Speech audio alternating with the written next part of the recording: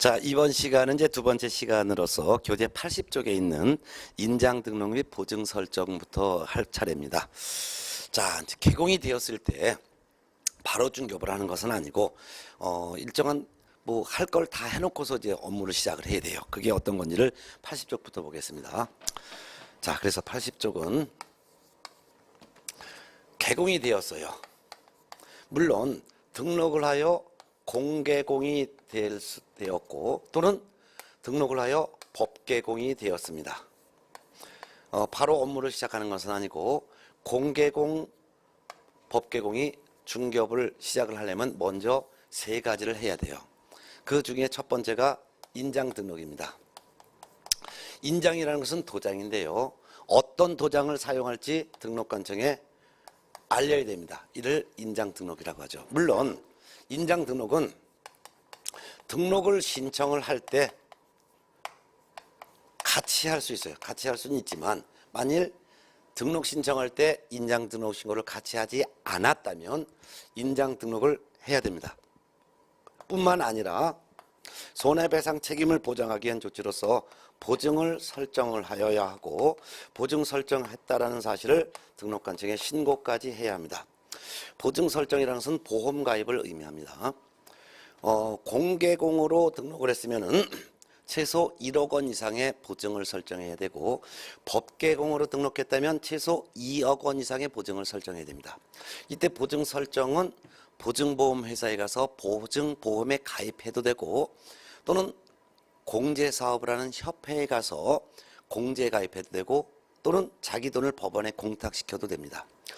대부분은 이제 보증 설정의 방법은 보증보험이나 공제에 가입을 하는데요. 지금 현재 보증보험회사에서는 만일 공개공이라면 최소 1억 원 이상의 보증을 설정해야 되는데 1억 원의 0.11%에 해당되는 보증보험료를 내면 됩니다. 보증보험료를 납부하면은 결국은 11만 원이 되죠. 그리고 기간은 1년을 기준으로 합니다. 1년에 11만 원의 보증보험료를 내고서 보증보험에 가입하면 돼요. 그럼 보증보험에 가입하면 보증보험 증서를 줍니다. 그 보증보험 증서는 중개사무소 안에 보기 쉬운 곳에 게시하고 보증보험 증서를 복사한 그 사본을 등록관청에 제출을 하는 것이 보증 설정을 했다라고 신고하는 거죠. 보증보험에 가입했다 또는 공제 가입했다 또는 공제 가입했다라고 그 증서를 복사해서 제출을 하면은 이게 신고고 신고하면 그때서야 등록관청은 중개사무소 등록증을 교부해 줍니다. 중개사무소 등록증을 교부해 주는 거죠. 이 등록증이라는 것은 등록이 됐다는 것을 증명하는 서류가 되는데 뭐 성명은 뭐다. 또한 명칭은 뭐다. 그리고 중개사무소 소재지는 어디 있다. 그리고 몇 년 몇 월 며칠 등록을 했음을 증명한다라는 등록됐다는 것을 증명할 수 있는 증명서가 바로 중개사무소 등록증이죠. 그리고 등록관청 직인을 찍은 이 등록증을 교부해 주는 거예요. 그럼 이 등록증을 또는 어떻게 하냐? 이 등록증 등을 사무소에 게시를 해야 됩니다. 근데 중개사무소 안에 보기 좋은 곳에 게시하는 서류는 요 등록증뿐만 아니라 그 외에 추가로 공인중개사 자격증도 게시해야 되고 또한 보험 가입에 따른 보증 설정 서류, 보증 서류도 게시해야 되고 또한 중개 보수를 어떻게 받을지 중개 보수나 실비에 대한 보수 받을 또는 실비를 받을 표, 즉 거래 금액의 몇 %를 보수받겠습니다라는 보수표, 실비표도 같이 게시해야죠. 따라서 등록증도 게시하고 자격증도 게시하고 보험 서류도 게시하고 보수에 대한 표도 게시합니다. 요 네 가지는 전부 다가 원본을 게시합니다. 원본을 게시해야지 사본을 게시하면은 안 됩니다. 사본을 게시해도 된다면 얼마든지 위조 변조한 가짜 서류를 복사해서 제출할 수도 있기 때문에 원본을 제출해야 됩니다. 이것이 중개업 개시하기 전에 개공이 되었을 때는 개공되고서 바로 하는 것이 아니라 인장 등록부터 해야 된다. 근데 만약 인장 등록을 하지 않고 중개 업무를 시작을 했다면은 이때는 이 개공에 대해서 업무정지처분이라는 행정처분을 할 수 있습니다. 업무정지처분이라는 것은 6월 범위 안에서 기간을 정하여 개공에 대해서 영업정지하는 것을 업무정지라고 하죠. 또한 보증 설정하여 신고한 다음에 업무를 시작해야 되는데 만일 보증 설정을 하지 않고 중개업을 시작했다면 이때는 이 개공에 대해서 등록을 취소할 수 있습니다. 등록을 취소할 수 있다라는 것은 등록을 취소할 수도 있지만 안 하고 업무 정지 처분을 할 수도 있다 그 말입니다. 그래서 등록 취소하거나 또는 업무 정지 처분을 하거나 둘 중에 하나의 행정 처분을 할 수 있습니다. 앞으로 등록을 취소할 수 있다라고 하면은 등록 취소, 업무 정지 중에 하나를 선택해서 행정 처분할 수 있다는 뜻입니다. 이를 우리는 상대적 등록 취소라고 표현합니다. 또한 중개사무소에 등록증, 자격증, 보험서류, 보수표 이와 같은 서류를 게시해야 되는데 이런 서류를 게시하지 않고 만일 중개 업무를 시작했다면 이때는 100만 원 이하의 과태료를 부과를 하게 됩니다. 예, 그래서 이와 같은 것을 다 한 다음에 업무를 해야죠. 자, 이렇게 해서 이제 보셨습니다. 그 다음에 이제 82쪽을까지 해서 업무 개시까지 봤습니다. 그 밑에 82쪽 참고적으로 개업 공인중개사의 종별 변경이라는 말인데 이런 이제 개념만 이해하시면 됩니다. 개업 공인중개사의 종별 변경이라는 것은 이 뜻입니다. 개업 공인중개사의 종류를 구별했습니다. 이를 종별이라고 해요. 그럼 종류를 구별해 봤더니 세 종류의 개업 공인중개사로 구별할 수 있습니다. 첫 번째는 법인인 개업 공인중개사, 두 번째는 공인중개사인 개업 공인중개사, 세 번째는 부칙 6조 2항에 규정된 개업 공인중개사. 근데 종별을 변경한다는 말은 즉 개업 공인중개사의 종별을 바꾸는 거예요. 종류를 바꾸는 거예요. 변경이. 즉 법계공의 대표자가 법계공으로 있지 않고 그냥 공인중개사 자격이 있으니까 공인중개사인 개공으로 바꿔서 중개업을 계속하는 거. 또는 공인중개사인 개업 공인중개사가 법인 설립 등기하여 법계공의 대표자로 되는 거. 이게 바로 종별이죠. 또한 부계공은 공인중개사 자격이 없는 사람이지만 공인중개사 자격 취득을 할 수 있죠. 그래서 공인중개사 자격을 취득을 한 다음에 이 부계공이 나 공계공으로 바꿔서 중개업을 계속하겠다라고요. 공계공으로 바꾸는 것. 또는 법인 설립 등기한 다음에 법인의 대표자가 돼서 법계공으로 바꿔서 계속 중개업하는 것. 이를 우리는 종별 변경이라고 합니다. 종별 변경. 이 종별을 바꾸는 방법은 원칙은 처음 등록 신청할 때 제출했던 등록 신청서를 또 제출하는 게 원칙입니다. 그렇지만 처음 등록 신청할 때 제출했던 실무교육 수료 확인 증사본 이런 건 다시 제출하지 않습니다. 그렇지만 지금 갖고 있는 각각의 등록증은 반납해야 되는 거예요. 이 법계공도 등록증이 있고 공계공도 등록증이 있습니다. 부계공도 등록증이 있습니다. 물론 등록 신청서에 지금 현재는 부계공으로 등록 신청을 할 수 없지만 부계공도 등록이 된 사람이기 때문에 사무소에는 등록증이 걸려 있어요. 다만 중개사무소 등록증에는 어떤 계공인지 법계공의 등록증에는 법계공에 표시가 돼 있고 체크, 공계공의 등록증에는 공계공의 옆에 체크돼 있고 부계공의 등록증에는 부계공에 이렇게 표시가 돼 있어요. 그래서 등록증의 계공의 종별이 법계공, 공계공, 부계공 이렇게 등록증에 이렇게 표시가 돼 있는데 그중에서 법계공이면 법계공 옆에 체크, 공계공, 공계공 옆에 체크, 부계공이면 부계공 옆에 체크 이렇게 돼 있는데 이 등록증은 반납을 해야 된다 이거죠. 등록증 반납해야지만 다른 계공으로 표시된 등록증으로 바꿔준다 그 말입니다. 이게 바로 종별 변경하는 방법의 원칙이다라고만 알아두면 되겠습니다. 예. 그 다음에 이제 한 장 넘어가시면은 84페이지에 우리가 방금 전 시간에 등록 신청할 때 등록 신청서를 내는 거 있었죠. 그 등록 신청서 서식이 있어요.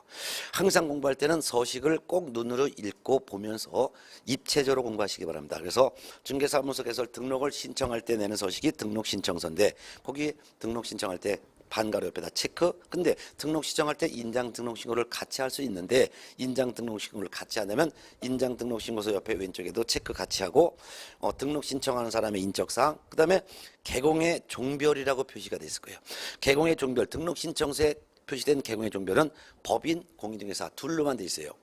부계공으로 등록 신청을 할 수가 없기 때문에 등록 신청서에 표시가 된 계공 종별은 법계공, 공계공 둘 중에 하나로만 등록 신청할 수 있다라는 것만 표시되어 있죠.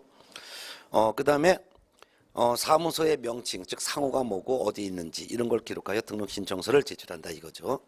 그러면 이제 보증 설정하여 신고까지 해야지만 등록증을 주는데 한 장 넘어가면 86페이지 등록증이 서식이 있어요. 등록증에 사진 붙어 있고 개공의 성명, 그다음에 생년월일. 근데 개공의 종별이 또 있어요. 개공의 종별은 어떤 개공인지 표시만 하는 거죠. 법개공의 등록증에는 법인협회 체크, 공개공의 등록증에는 공인중개사협회 체크, 부개공의 등록증에는 부칙 6조 2항에 따른 개공 그 옆에 체크. 따라서 부개공도 등록증이 있는데 부개공의 등록증에는 부개공 옆에 체크만 돼 있다 이거죠. 그리고 사무소의 명칭은 뭐 무슨 공인중개사무소다. 사무소 소재지는 어디 있다. 그리고 이 개공이 앞으로 사용할 도장은 요 도장이다라고 등록된 인장까지 찍혀져 있는 거죠. 근데 요 도장을 사용하겠다라고 등록했는데 그 도장이 마모됐거나 분실돼서 못 쓰게 되면 이 도장 대신 앞으로는 요 도장을 다시 바꿔서 쓰겠습니다. 바뀐 도장이 어떤 건지를 변경 인장 거기에다가 도장 찍어서 앞으로는 요 도장으로 바꿔서 쓰겠습니다라는 거죠. 그리고 몇 년 몇 월 며칠 날 등록하였음을 증명한다라고 하여 등록을 해준 관청인 사무소 소재지 시군구청장 직인이 찍힌 이 등록증을 주는 거죠. 그리고 이제 87페이지 보면은 서식이 부동산 중개사무소 등록 대장이라고 있는데 이 중개사무소 개설 등록 대장에는 누가 몇 년 몇 월 며칠부로 어떤 계공으로 등록됐다. 그리고 이 계공은 어디에 업무 보증 설정했고 보증 설정한 금액은 얼마다. 이같이 계공으로 등록된 사실을 기록해놓은 장부가 바로 등록 대장인데 이거는 등록관청이 갖고 있는 장부예요. 그래서 계공으로 이름을 올려주는 장부 이게 바로 등록 대장이란 장부다라는 거 이거 보겠습니다. 자, 그다음에 이제 넘어가서 90쪽에 보면은 기타 사항을 보도록 하겠습니다.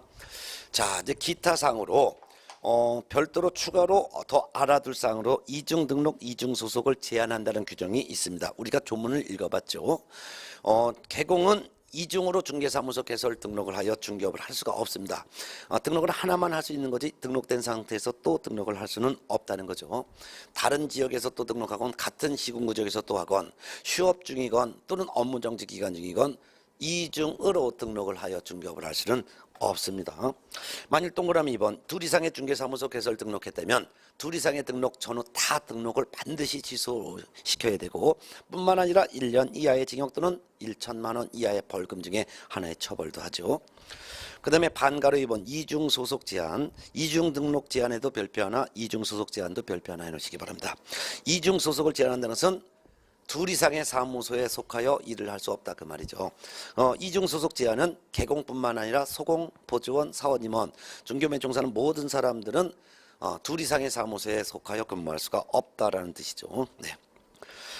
만일 둘 이상의 사무소에 소속하게 되면 제재를 받게 되는데 그게 바로 동그라미 2번 있습니다. 한번 읽어보겠습니다. 개공 등이 즉 개공, 소공, 보조원, 사원, 임원이 다른 개공의 소공이나 다른 개공의 중개보조원이나 다른 개공인 법인의 사원 임원이 되면은 어떻게 되냐? 제재를 받습니다. 기억번. 개공이 다른 개공의 소공, 보조원, 사원 임원이 되면 개공의 등록 반드시 취소해야 되고 1년 이하의 징역 또는 1천만 원 이하의 벌금의 처벌까지 합니다.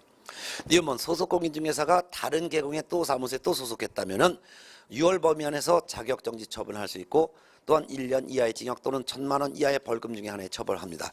자격정지라는 것은 소속공인중개사에 대한 영업정지를 말합니다. 개공에 대한 영업정지를 업무정지 처분이라고 하고 소공에 대한 영업정지를 자격정지 처분이라고 이름을 붙였습니다. 디귿번 중개보조원이 다른 개공의 중개보조원이 또 됐다. 그렇지만 이 중개보조원은 공인중개사 자격이 없는 직원이죠. 그렇기 때문에 등록 취소, 업무정지, 자격정지 이와 같은 행정처분의 대상이 될 수가 없고 오로지 1년 이하의 징역 또는 1천만 원 이하의 벌금형의 처벌만 받습니다. 그 다음에 91쪽 등록증의 양도 대여 금지를 보겠습니다.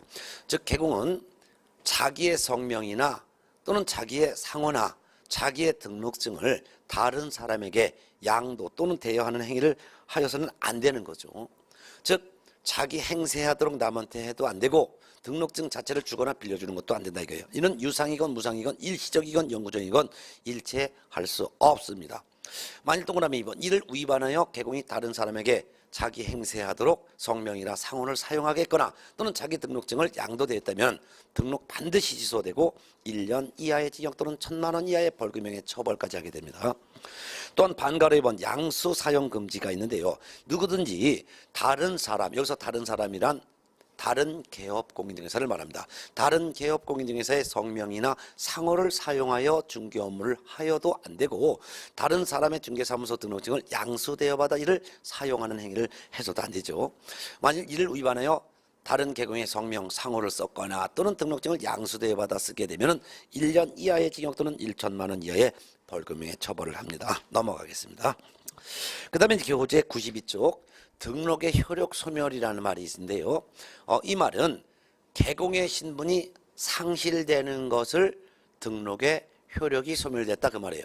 등록이라는 것은 개공이 된 것이고, 등록의 효력이 소멸됐다는 것은 개공의 신분이 상실된 것을 말합니다. 등록의 효력이 소멸되는 사유는 세 가지가 있습니다. 첫 번째는 공개공 또는 부개공이 사망했거나 법인인 개공이 해산되면 사망 해산 즉시 등록의 효력도 같이 없어집니다. 왜?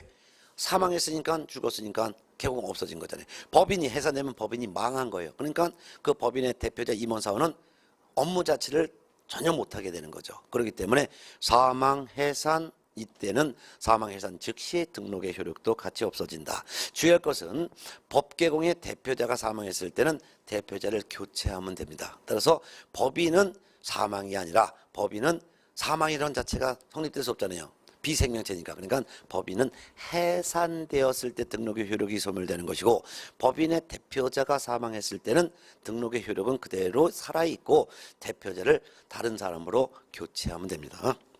두 번째 반가로 1번 등록관청으로부터 등록 취소 처분을 받으면 등록의 효력이 소멸됩니다. 이때 등록 취소 처분을 받았다는 것은 등록증을 뺏겼다는 뜻이 아니라 부동산 중개사무소 등록대장이라는 장부에 올려져 있는 개공의 이름이 삭제되는 것을 우리는 등록 취소 처분이라고 합니다.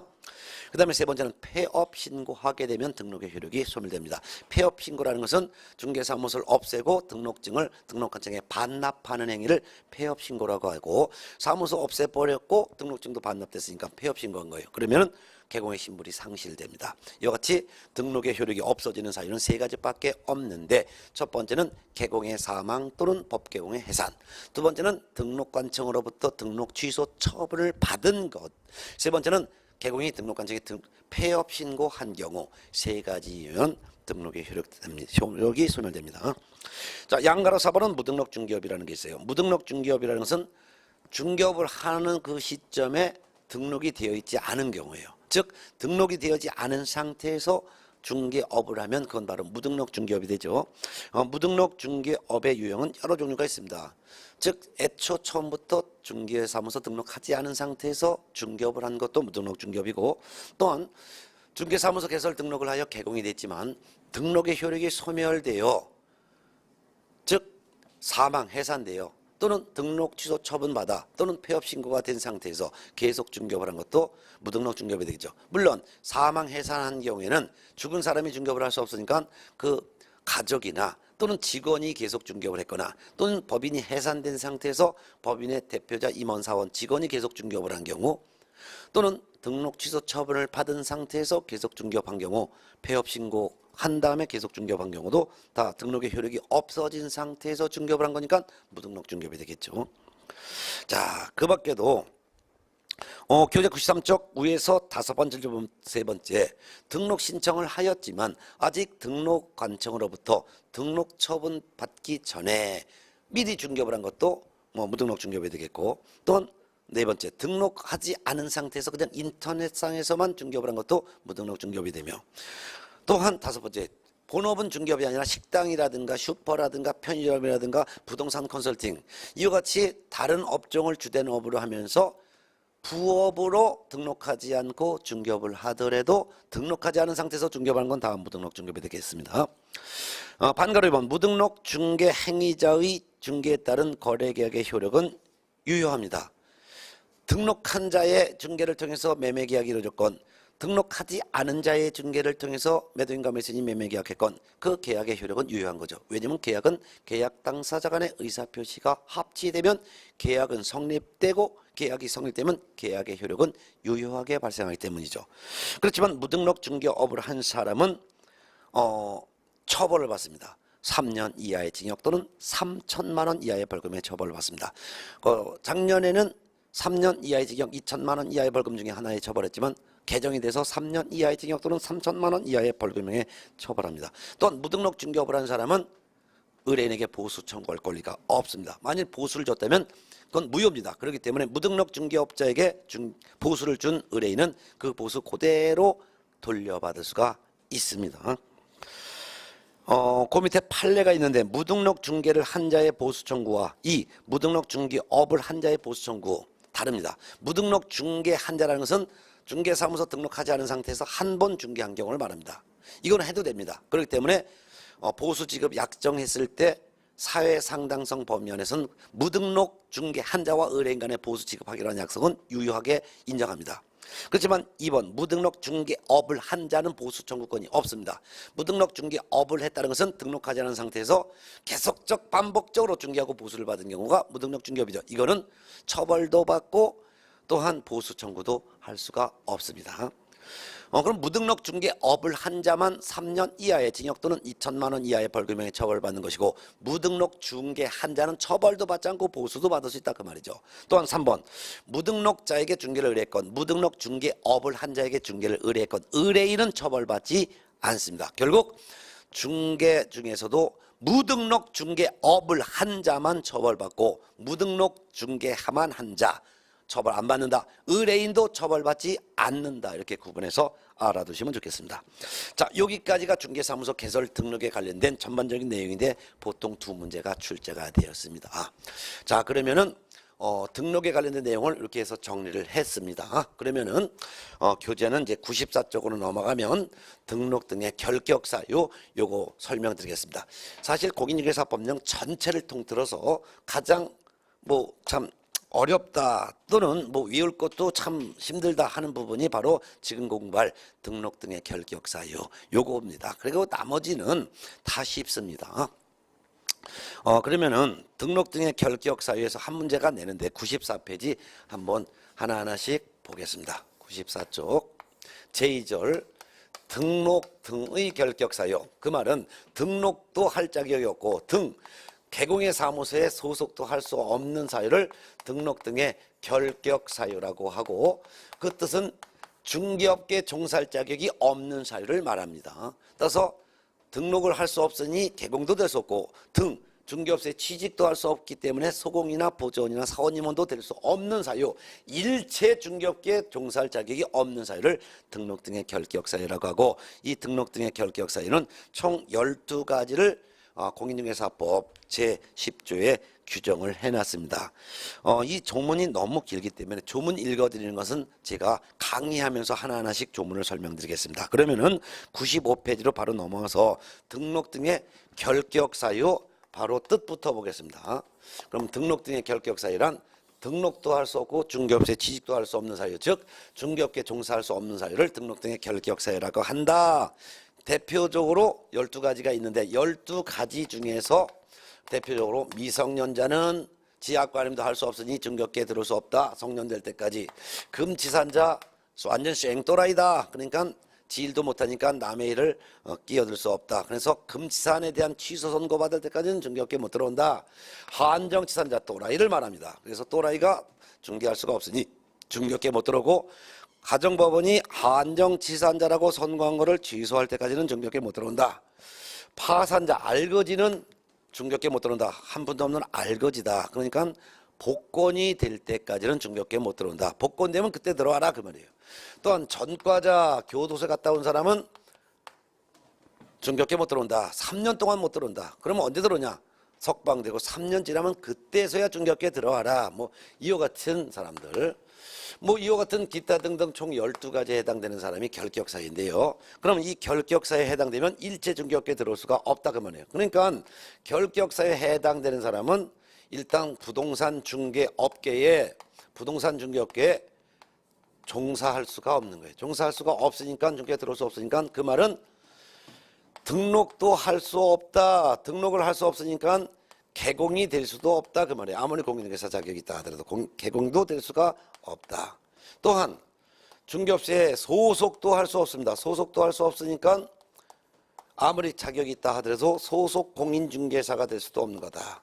또한 공인중개사 자격이 없는 사람이라 하더라도 결격사당하면 중개업계 못 들어와요. 그러니까 중개보조원도 될 수 없다. 또한 법계공의 사원이나 임원도 될 수가 없다 그 말입니다. 그래서 일체 중개업계에 들어올 수 없는 사유가 바로 결격사유라는 뜻이다. 그렇다면은 지금 밖에 나가시면은 지금 현재 부동산 중개업계에 종사하고 있는 종사자들은 어떻게 되냐? 종사하고 있는 종사자들은 결격사유에 해당되지 않았기 때문에 중개업계에 들어온 거예요. 결격사유에 해당되지 않았기 때문에 결격사유에 해당이 되면은 중개업계에 들어올 수가 없는 반면 결격사유에 해당되지 않아야지만 중개업계에 들어올 수 있으니까 중개업계 지금 현재 종사하고 있는 종사자들은 결격사유에 해당되지 않은 사람, 이런 사람들이 아니라 이거죠. 그런데 부동산 중개업계 종사하다가 나중에 요 결격사유에 해당이 되면 어떻게 되냐? 즉 중개업계 종사하다가 금치산 선고를 받으면 어떻게 되냐? 한정치산 선고를 받으면 어떻게 되냐? 파산자가 되면 어떻게 되냐? 전과자가 되면 어떻게 되냐 이거예요. 그렇게 되면 어떻게 되냐? 부동산 중개업계에서 퇴출을 해야 되는 거예요. 퇴출. 부동산 중개업계에서 쫓아내야 된다는 거예요. 근데 쫓아내는 방법이 좀 달라요. 만일 개공이 중개업계에 해당된다면, 즉 개업 공인중개사가 결격사유에 해당된다면 이 개공에 대해서는 어떻게 하냐? 개공에 대해서 등록관청이 등록을 취소해야 합니다. 등록 취소시켜야 돼요. 등록 취소시키게 되면은 이제 개공의 신분이 상실되는 거죠. 중개업계 종사자 중에서는 소공도 있을 수 있어요. 그 다음에 보조원도 있을 수 있어요. 또한 법계공에 사원이나 또는 임원도 있단 말이에요. 이런 분들이 중개업계 종사자들이란 말이에요. 그런데 만일 사원, 임원이 중개업계 종사다가 나중에 결격사유에 해당됐다. 즉 법인인 개업회사에 사원하면 이사, 감사를 말하는 거죠. 다른 말로는 임원이라고도 하죠. 이런 사람들이 결격사유에 해당되면 이 사람들은 주인이에요. 주인들이니까 이 사람들은 중개업계에 못 들어오는 거예요. 나가야 돼. 근데 이러한 사원, 임원이 속한 법계공에 대해서도 어떻게 하냐? 법계공에 대해서 등록관청이 등록을 취소해야 돼요. 왜냐면 이와 같은 법계공의 사원, 임원은 직원이 아니라 주인들이에요. 주인들이 결격사유에 해당되면 법인인 개업공인중개사의 등록을 취소시켜야 되지만 단 두 달 이내에 결격사유를 해소하면, 즉 해소시키면은 이때는 봐줍니다. 결국 그 말은 두 달 이내 해소시키지 않았다면 법계공의 등록을 취소시킨다 이거죠. 즉 두 달 이내 결격사유자인 이 전과자인 임원 사원을 두 달 이내 자르면은 회사에 대해서는 전혀 행정처분 안 한다 그 말이 되는 거죠. 그 다음에 직원, 즉 소속공인중개사 중개보조원이 중개업에 종사하다가 나중에 이같이 금치산자, 한정치산자, 파산자, 전과자 결격사유에 해당돼요. 그러면 소속공인중개사나 이 중개보조는 당연히 중개업계에 종사할 수 없으니까 나가야 돼. 그리고 이들을 고용한 개공, 이 소공이나 보조를 고용시킨 개업공인중개사에 대해서는 6개월 범위 안에서 업무정지 처분을 할 수 있어요. 업무정지 처분. 그렇지만 다만 두 달 이내에 이 결격사유자인 소공보조원을 해고시키면, 즉 해소시키면은 이들을 고용한 개공에 대해서는 전혀 행정처분하지 않습니다. 그 말은 결국 반대로 결격사유자인 이 소공보조원 이와 같은 직원을 두 달 이내 해소하지 않았다면 그때서야 이들을 고용한 개공에 대해서 업무정지 처분을 할 수 있다는 뜻이죠. 이렇게 알았어요. 그래서 지금 현재 중개업계에 종사하려면은 결격사유에 해당되지 않아야 되는구나. 그러면 지금 현재 중개업에 종사하고 있는 개공이나 사원, 임원이나 소공 또는 보조는 결격사유에 해당되지 않았기 때문에 등록이 되어 중개업 개공이 되었거나 결격사유에 해당되지 않기 때문에 법개공의 이사감사가 됐구나. 결격사유에 해당되지 않았기 때문에 소공이나 보조원이 되었구나. 그런데 중개업에 종사하다가 나중에 결격사유에 해당되면 중개업계에서 퇴출을 당하는구나. 이때 퇴출을 할 때 개공에 대해서는 퇴출시키는 방법이 등록을 무조건 취소시키는 것이고, 또한 법개공의 사원 임원이 결격사에 해당되면 이 결격사에 해당된 사원 임원을 2달 이내 해소시켜야 되는데 2달 이내 해소시키지 않는다면 이 사원 임원을 고용시킨 회사의 등록을 취소시키는구나. 직원인 소공보조원이 결격사에 해당되면은 이 직원을 고용한 개공은 2달 이내 잘라야 되는구나. 이 직원을 2달 이내 자르지 않으면은, 즉 해고시키지 않으면 그때서는 이 자르지 않은 개공에 대해서 6개월 범위원에서 업무정지 처분을 할 수 있구나. 이렇게 개념을 잡으셔야 되겠죠. 그렇다면은 지금 현재 밖에 나가서 보시면 중개사무소가 보이는데, 이 중개사무소에 있는 분들은 결격사에 해당되지 않는 사람이라고 추정이 되는 거죠. 근데 어떤 사람이 나 얼마 전에 파산 선고 받았다라고 스스로 밝히지 않는 한 이 사람이 파산자인 거를 아무도 모른단 말이에요. 그렇기 때문에 등록관청은 우리나라 부동산 중개업계에 종사하고 있는 사람들 중에서 뭐 파산 선고를 최근에 받은 사람이 있는지, 또는 최근에 뭐 한정치산 선고를 받은 사람이 있는지, 이런 거를 등록관청은 조회할 수 있게 했습니다. 그게 바로 95쪽 밑에서 4번째 줄 반가로서 3번 등록 등 결격 사유 조회입니다. 한번 읽어볼까요? 등록관청은 개공 또는 소공 또는 중개보조원 및 개공인 법인의 사원 임원이 등록 등 결격 사유의 어느 하나에 해당하는지 여부를 확인하기 위해서 관계기관에 조회를 할 수 있다. 즉 법원 등에 조회해 볼 수도 있다. 그 말이 되겠습니다. 자, 그럼 한 장 넘어가면은 96쪽에 보면은 참고적으로 등록의 결격 사유와 공인중개사 자격을 비교해 보았습니다. 우리가 지난주에 공인중개사 자격 시험에 대해서 공부했었습니다. 기억날지 모르겠어요. 우리가 딱 일전에 공인중개사가 되려는 사람은 시도지사 또는 국토교통부 장관이 시행하는 공인중개사 시험에 합격을 해야 합니다. 공인중개사 시험에 합격을 하려면 공인중개사 시험에 응시를 해야 됩니다. 근데 시험에 응시를 할 수 있는 사람도 있지만 시험에 응시할 수 없는 사람도 있었습니다. 공인중개사 시험에 응시할 수 없는 사람은 2종류가 있었습니다. 첫 번째는 시험에서 부정행위 한 자입니다.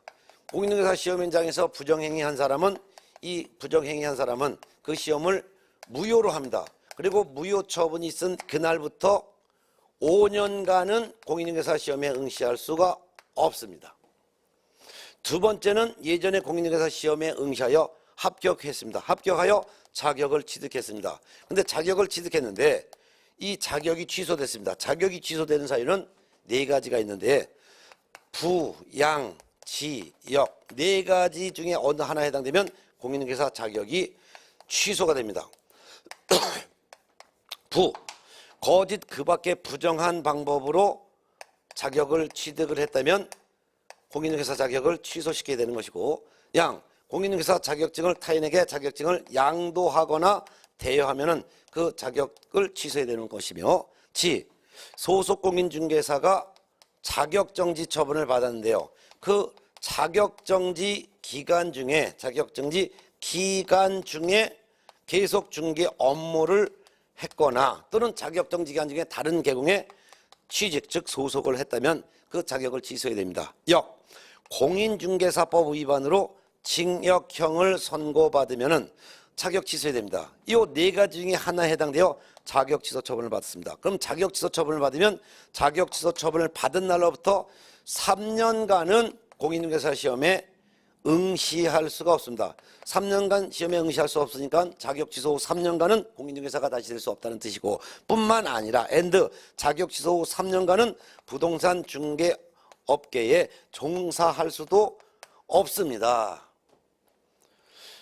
그렇지만 부정행위 적발되어 시험 무효 처분받은 사람은 5년간 시험에 응시만 할 수 없을 뿐, 그렇지만 곧바로 즉시 부동산 중개업계에 보조원으로 중개업계 종사는 가능하다 그 말입니다. 네.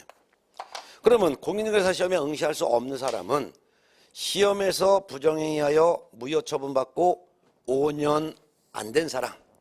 두 번째, 자격 취득 후 나중에 자격이 취소된 다음에 아직 3년이 경과되지 아니한 자. 요 시험 무효 처분 받고 5년 안 된 사람, 자격 취소 처분 받고 3년 안 된 사람, 요 두 사람만 시험에 응시할 수가 없는 사람이고, 그 외 사람은 누구든지 공인중개사 시험에 응시할 수가 있습니다.